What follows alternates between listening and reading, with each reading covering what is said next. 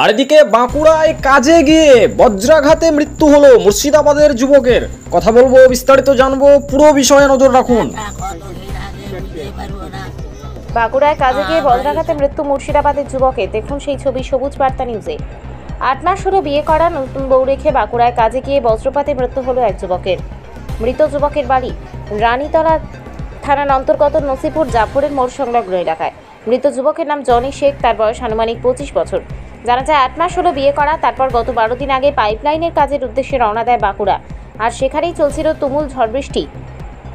তারপরই বজ্রপাত হয়, আর ওই বজ্রপাতেই মৃত্যু হয় যুবকের। সেই যুবকের কথা ভেবে কান্নায় ভেঙে পড়েছে পরিবার থেকে এলাকায় নেমে এসেছে শোকের ছায়া।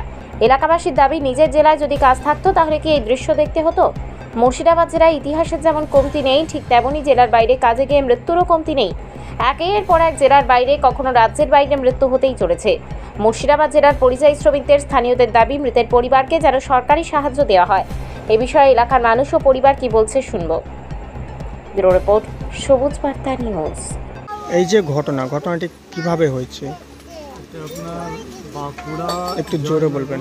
বিষ্ণুপুরে ওইখানে আপনার জলের লাইনে এক ঠিকাদারের সঙ্গে আমাদের এলাকারই কাজে গেছিল। কালকে 5:30 নাগাদ ওখানে ঝড় বৃষ্টি হয়েছিল। রাস্তা দিয়ে আসছিল, বিদ্যুৎ চমকে ওর গায়ে পড়ে গেছে, যার ফলে সঙ্গে সঙ্গে ওখানেই মারা গেছে। আমরা পরে শুনতে পাই। এখন এই নিয়ে কি চাইছে, মানে কি বলছে ঠিকাদার কন্ট্রাক্টর? এই নিয়ে কন্ট্রাক্টর কি বলছে এখনো আমাদের মধ্যে জানা হয়নি। আমাদের এই যে ঘটনাটি কিভাবে ঘটে আমি বলতে পারছি না কিভাবে কি হইলো। আমার বেটা আজ 22 দিন হইলো কাজে গেলছে যাই বেটা আমার বলছে যে কি বুঝতে পারছি না রে বেটা, কোন কাহানি দেখা গেল। বাপের কালে যা করিনি তাই কিনা হলো রে বেটা, কিনা হলো বেটা, বেটা রে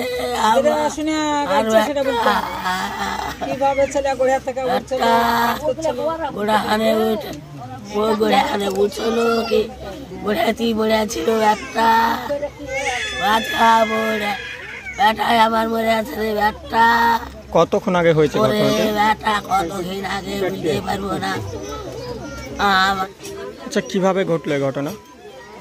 কীভাবে ঘটে আছে আমি সঠিক বলতে পারি না, তবে মোবাইলে একটু জানা হলো যে কাজ করছিল, পাইপলাইন কাজ করছিল। আমার পরিবার 5টা মেয়ে, 3টা মেয়ে, 2টো ছেলে। তারপরে যে ছোটোটা আমার মারা গেল, বয়স হলো 27 বছর চলছে। যে পাইপলাইনে কীভাবে হয়েছে ওটা আমি বুঝতে পারছি না। মোবাইলে শুনলো যে বাদ পেড়ে ছেলেটা মাথায় চটলে একদম গোটা স্টেপ পুড়ে ইয়ে গেছে, একদম বাঘ হয়ে গেছে। যে বেলা 4টার সময় হয়েছে, খবর হয়েছে 5টার সময় হচ্ছে। কবে হয়েছে? কালকে 4টে, গতকাল 4টের সময়। যে এবার জিসিপির ড্রাইভার সে রাত 7টার সময় ফোন করে, 7:10 ফোন করে বলছি যে ওই জনি মারা গেছে। আমার যিনি মারা গেছে তার নাম জনি শেখ। আমার মেজো বহু ফোনটা করেছিল ছেলে, করার পরে হয়তো রাতে থেকে ধরেন ওই হাল অবস্থা। কতদিন আগে কাজে গিয়েছিলেন? মাসখানি থেকে 24 ঘন্টা হলে, মানে ভোট দিয়ে কাজে কি করতে গিয়েছিলাম? মানে এমনি না, কাজে গেতে করছিল পাইপ লাইনে জল ট্যাঙ্কি সব, মানে আর্থিক অবস্থার জন্য কাজে গিয়েছে আর কি। গরিব মানুষ, হাতে কেটে পেটে খাওয়া চলছে। এই নিয়ে কি আমি বাবা ছিল আগে একটু প্যারালাইসিস ছিল, খুব ভালো ছিল না। যে আস্তে আস্তে ছেলেরা আমাকে একটু সুস্থ করে তুলেছে। সুস্থ করে তোলার পরে তো আমার শেষ ছেলে ছোটোটা চলে আসে। আচ্ছা, এই নিয়ে কি ঠিকাদার কন্ট্রাক্টর কিছু বলেছেন?